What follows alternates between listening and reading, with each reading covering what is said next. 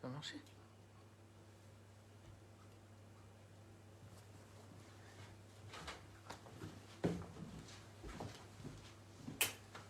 Salut les bootleggers et bienvenue pour un nouveau live du Gatsby. Donc cette semaine je suis là comme d'habitude pour vous montrer comment réaliser 2 recettes de cocktails à la maison. Cette semaine on est sur 2 de nos créations qui étaient à la toute première carte. Donc on va avoir l'aficionado pour lequel on va avoir besoin de tequila, de sirop de cerise, de citron vert et de ginger beer. Et la deuxième recette, ça va être le cocktail dont on ne peut malheureusement plus prononcer le nom. En gros, il porte l'ancien nom du bar. Il était très populaire à l'époque, donc je pense que ça fera plaisir à pas mal d'entre vous. Pour celui-là, on va avoir besoin de Gentleman Jack, donc et de la gamme Jack Daniels, mais légèrement supérieure. On va avoir besoin de jus de pomme, de Cointreau. Nous, on rajoute un trait de chartreuse. Si vous n'avez pas de chartreuse à la maison, c'est pas non plus dramatique, ça apporte juste un peu plus d'aromatique au cocktail. Et on va avoir besoin d'un peu de crément. Et on rajoute également des bitters tabac que vous pourrez trouver sur internet si vous voudrez vous le procurer. Mais je vous propose directement de passer à la réalisation du premier cocktail, donc l'aficionado. Pour ça, on va avoir besoin d'un verre tube, d'un Slim Jim. Ça va être un cocktail qui va se réaliser directement au verre.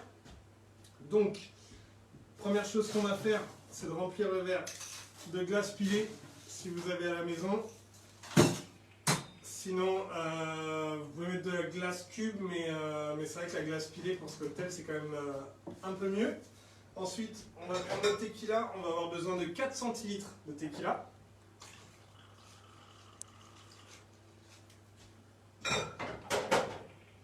Ensuite, on va rajouter le le sirop de cerise. Donc là, on veut 1,5 centilitre.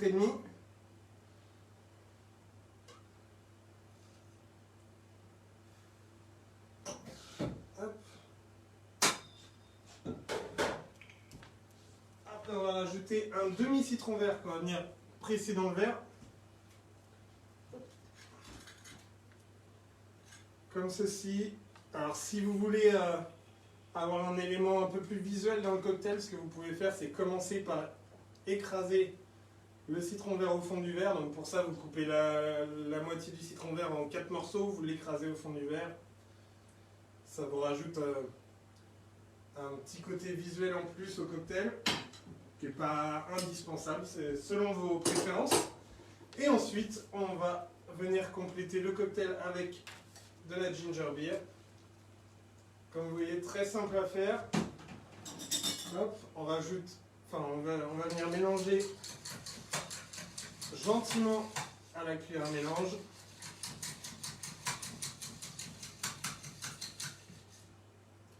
Comme ceci. Ensuite, notre paille. Encore une fois, on vous encourage à vous acheter des pailles en inox. C'est toujours, ça sert toujours, que ce soit à la maison ou même quand vous sortez dans les bars. Plus ça va aller, moins vous trouverez de paille, je pense, dans les bars. Nous, on considère même justement le fait de vendre des pailles en inox et d'arrêter carrément les pailles, même si ce n'est pas des pailles en plastique qu'on utilise. Moins il y a de déchets, mieux on se porte forcément. Ensuite, pour la décoration, on va ajouter une tranche de citron vert sur le cocktail. J'ai mis un peu trop de glace, mais ça va le faire. Voilà. Et ensuite, une petite cerise amarena qu'on va venir placer sur la tranche de citron vert. Et voilà, l'aficionado. Donc, comme je vous le disais, très très simple à réaliser à la maison. Rafraîchissant, fruité, épicé également. Vraiment très très bonne combinaison pour ceux qui ne l'avaient pas goûté à la première carte du bar. Ensuite, je vous propose de passer à la réalisation du cocktail. On va l'appeler Voldemort, c'est ça. Celui dont on veut prononcer le nom. Donc du coup, pour ça, on va travailler au shaker. On va avoir besoin d'un verre style old fashion. On va pouvoir, comme d'habitude, le rafraîchir pendant la réalisation du cocktail. Donc on peut le remplir de glace, étant donné que ce sera un cocktail qui sera servi sur glace. Pas spécialement besoin de le mettre au congélateur, on peut directement le remplir de glace. Ensuite, on va avoir besoin de Gentleman Jack, après un autre whisky américain, que ce soit Tennessee ou Bourbon, ça fera l'affaire. Nous, on était plus sur le côté Tennessee. Donc là, on va vouloir verser 3 centilitres. Comme ceci. Ensuite, du Cointreau, là, on veut 2 centilitres. On va rajouter un trait de chartreuse pour venir apporter ce côté un peu herbacé au cocktail. Alors, ça nous fait à peu près 1 centilitre, hein, si vous voulez une mesure un peu plus précise, dirons-nous. Ensuite, 3 centilitres de jus de pomme. Alors nous, on utilise du jus de pomme fermier. Hein, je vous le recommande de très fermement.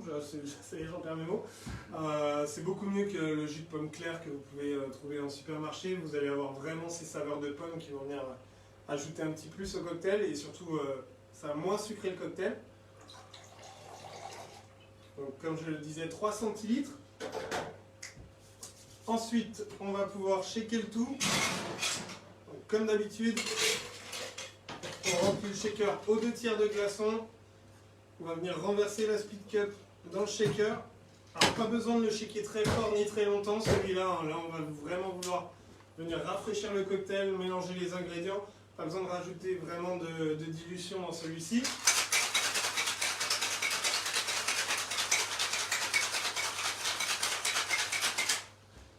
Comme ceci. Ensuite, comme toujours, on va se débarrasser de l'eau de fonte. On va venir filtrer le cocktail sur glace. Alors, selon la taille de votre verre, vous allez avoir besoin d'enlever un peu de glace parfois, parce qu'il reste un ingrédient à verser qui est le crément. Donc si vous laissez à peu près 1 cm, entre 1,5 cm et 1 cm dans le verre, ça sera très très bien. On va prendre les bitters tabac. Alors nous on l'a en vaporisateur comme ça. Si vous avez juste la bouteille de bitter tabac, que vous n'avez pas de vaporisateur, vous pouvez les mettre directement dans le verre. C'est juste qu'en vaporisateur, ça va apporter un côté olfactif également au cocktail. Voilà, alors 2 sprays, forcément si on vise à côté, ça en fait 3. Et on va rajouter donc un trait de crément, juste pour venir couper un peu la sucrosité du jus de pomme et de la chartreuse, parce que c'est un cocktail qui est voulu comme étant un cocktail assez sec. On va venir apporter une petite cuillère.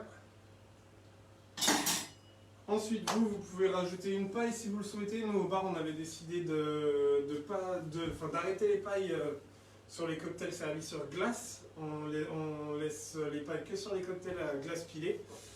Et donc, ensuite, pour la décoration, on va venir placer un brin de romarin dans le verre comme ceci.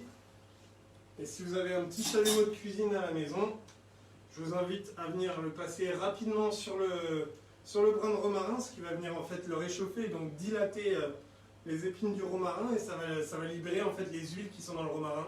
Vous allez avoir un côté olfactif beaucoup plus prononcé. Alors attention à ne pas rester trop longtemps dessus non plus, parce que on ne veut pas ce côté romarin brûlé, on veut juste venir le réchauffer. En fait, normalement, vous le verrez, quand vous passez le chalumeau sur le romarin, en fait, vous allez avoir les épines qui vont s'ouvrir comme ça. Et ça, c'est le signe qu'en général, on l'a assez chauffé. Je le sens déjà bien, ça me donne bien envie de boire ce petit cocktail que je ne pourrais nommer malheureusement. Et voilà, donc c'est notre ancien cocktail signature pour vous. Ça sera nos 2 cocktails pour cette semaine. Je vous remercie encore de nous avoir suivis pour ce tuto hebdomadaire. Je vous souhaite un très très bon week-end. Prenez bien soin de vous, respectez les gestes barrières pour qu'on puisse se retrouver au plus vite. Et je vous dis à la semaine prochaine. Salut les bootleggers!